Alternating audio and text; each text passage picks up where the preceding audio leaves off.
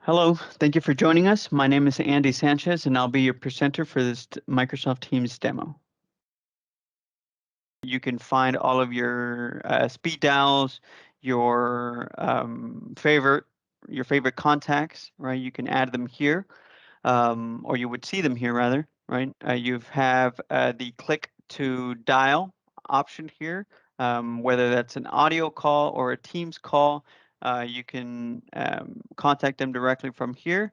You also have all of your contacts available. This is not only for you, but for your organization.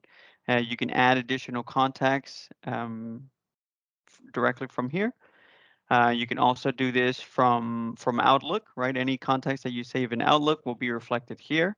But again, the power of Teams is being able to do everything without having to leave this application. So you do have that availability. You've got your call history, any outgoing and incoming call, any missed calls will be shown here. You can double click to dial. You can add it to speed dial or block it if you don't want that phone number or that user to call anymore.